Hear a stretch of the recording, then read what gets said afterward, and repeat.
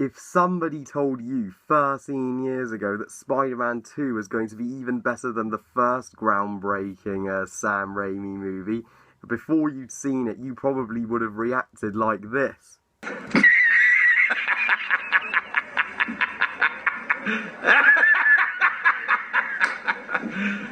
You serious? Even I had no idea 13 years later that Spider-Man 2 would be the best sequel ever.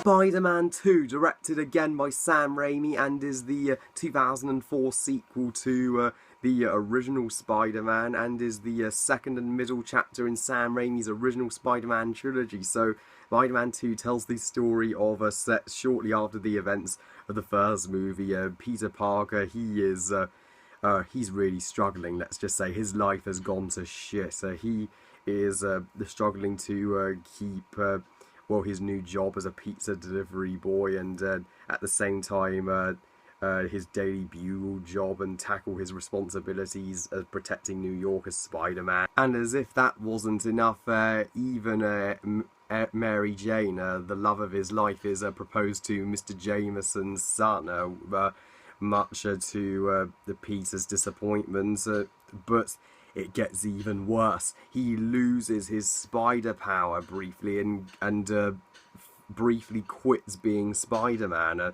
But when the villainous Dr. Octopus, or Doc Ock for short, attempts to build the ultimate power and threaten Spider-Man and all of New York, Peter must find it in himself, discover his identity, and defeat Doc Ock, and confess his love for MJ before it's too late. Meanwhile, Harry Osborn, Peter's friend, is hell-bent on getting revenge on Spider-Man to avenge his father, which leads to dramatic discoveries.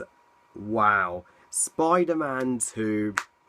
Sam Raimi does it again. A double win for this movie. Spider-Man 2 is one of the most incredible superhero movies ever made, let alone one of the greatest sequels of all time. I love the original Sam Raimi Spider-Man movie. It has a special place in my childhood and always will, but Spider-Man 2 is just... better on all accounts. Sam Raimi surprised us even more with this film.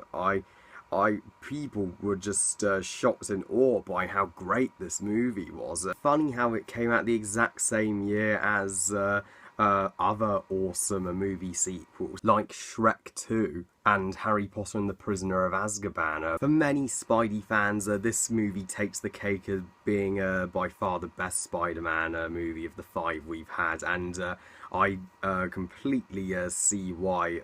Yeah, Spider-Man 2 just has a much more confident feel to it. Sam Raimi's direction is better here. He's definitely more comfortable and more confident in the director's chair. You can tell he just wrote down a checklist of things how to improve this movie over the original. Peter's coming-of-age story in the first film was expertly done, but his character arc and storyline here is done to perfection. You so feel for the poor guy. He's really just not doing well, looking for work. He's living in a new apartment now, and just struggling to pay rent. Got fired from his pizza job. Is just not doing so well at the Daily Bugle. The love of his life is engaged to somebody else, and even his best friend Harry's turned against him, and I mean, the only family he really has is Aunt May. He even goes through an identity crisis in this film, which is way more interesting. He loses spider power. He doesn't think he's supposed to be Spider-Man anymore, and he briefly gives up being Spider-Man and just tries to adjust to normal life, but of course has to realize that he has responsibility and he is still Spider-Man, and yeah, making him such a strong protagonist and one of the best in any superhero movie by far. Yeah, Tobey Maguire's performance here, it's just Oscar worthy. And since they've got his origin story out of the way, they can finally use Spider-Man here to his full potential. Performances from the other cast are all tremendous. They're even better here than in the first film. Kirsten Dunst is still fantastic as MJ, although she is maybe slightly more unlikable in this movie, considering how when Peter accidentally misses her show because he's of course has to be Spider-Man briefly, and she's really upset about that. She doesn't even want to speak to him after that. I'm like, MJ, that's a bit harsh. I mean, he can go to another show anytime. When she calls him a selfish jerk in front of well, her fiance, I'm like, come on, he does everything for you, but I am glad that the romance between Peter and MJ finally does come full circle. They finally admit their feelings for each other. There's no more denying it like there was in the first film.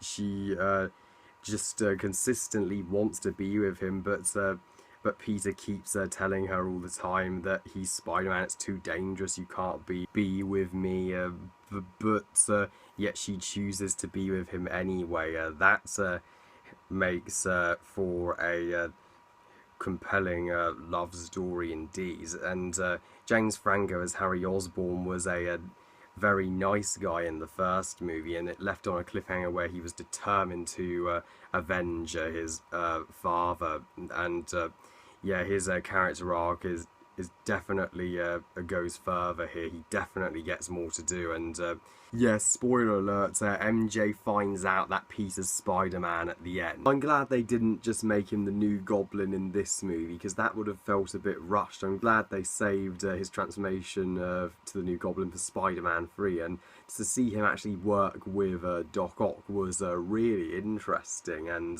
Aunt May is always fabulous in this movie, and she gets much more to do here than in the first movie. She really helps Peter discover his identity, and of course J.K. Simmons as Jonah Jameson, always one of the best parts of this series, and he has one of the best laughs ever. You serious? Oh yeah. And the story is just all around improved and ups what you loved about the first movie. There's so many moments here that just either make you cry or make you gasp, and some of the best Spider-Man scenes are literally found in Spider-Man 2, like when Peter tries to gain his spider power back and he leaps off a building but then crashes down. It also contains some of the most legitimate emotional moments of this trilogy, when Peter's just having a talk to the spirit of Uncle Ben, kind of like how Simba talked to Ghost Mufasa in Lion King, where he just cannot feel he can bear the burden of being Spider-Man anymore, and just throws his suit in the trash and just tries to adjust to a normal life. And the raindrops keep falling on my head montage of him just being a normal guy, that's nicely done, but it never forgets to remind you of the consequences of him not being Spider-Man, as crime has just risen beyond belief in Spider-Man's absence. But my favourite emotional moment in the movie is when Peter confesses to Aunt May the truth about what really happened to Uncle Ben. That moment alone made me cry more than anything that happened in both Amazing Spider-Man movies combined. As for the villain, Doc Ock, played by Alfred Molina. Alfred Molina, I only know him from starring in Raiders of the Lost Ark, but as Doc Ock, holy shit, he's incredible. I mean, I actually say Doc Ock is I prefer Doc Ock to the Green Goblin from the first movie. The Green Goblin was both a fun and personal villain for Spider-Man, like Itsy Bitsy Spider climbed up the water spout, down came the Goblin and took the spider out, whereas Doc Ock is a much more mature villain with a better motivation. He's one of the only villains that actually shows a redemption at the end and is only being controlled by his tentacles, and his wife, played by Donna Murphy, while she's not in the movie much, she is a great addition and does serve as his motivation of turning towards the dark side and building the all-powerful machine. And the action in Spider-Man 2, wow, the action is some of the greatest action you will ever see on the big screen. No joke.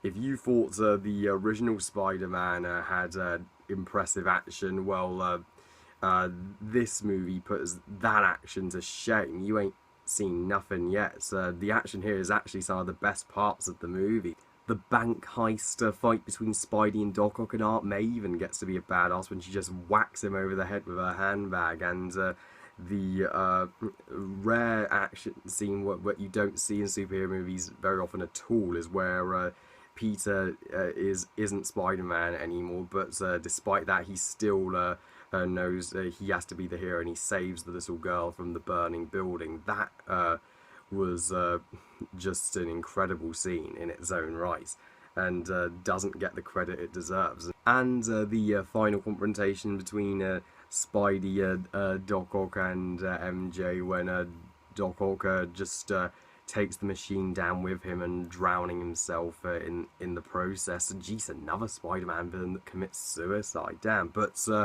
of course, none of them compare to the shining moments of the movie, the train scene. This is honestly one of the most epic, most awe-inspiring fight scenes in any movie in general. It's creative, it's expertly shot, the visuals still look mind-blowing 13 years to this day, and they actually remember to show Spidey saving people, unlike other superhero movies. Yeah, and there's so much tension there. I can see why people consider that the best action in a Spider-Man movie, period. And even the moment when Doc Ock's tentacles just break out and just kill all the doctors when they're operating on him, that scene scared the crap out of me. And there's even a wonderful, glorious comedy in this movie. It's a darker movie, but it still has fun here and there, like the lift scene, just classic. And you've always got the epic theme by Danny Elfman, as well as the amazingly good title sequence at the beginning of every movie in this trilogy, and the cliffhanger and third act of Spider-Man 2 that sets up Spider-Man 3 couldn't be better. Both MJ and Harry finally discover that Peter is Spider-Man, which could lead to some great conflicts in Spider-Man 3, and Harry discovers father's lab. Peter finally discovers his identity and realises he will always be Spider-Man, and him and MJ, yes, at last get together. You were just so relieved. It's like a weight has been lifted off your shoulders that they're together, and it's refreshing that this is the only Spider-Man movie at the 5 that doesn't end with a funeral scene, thank God.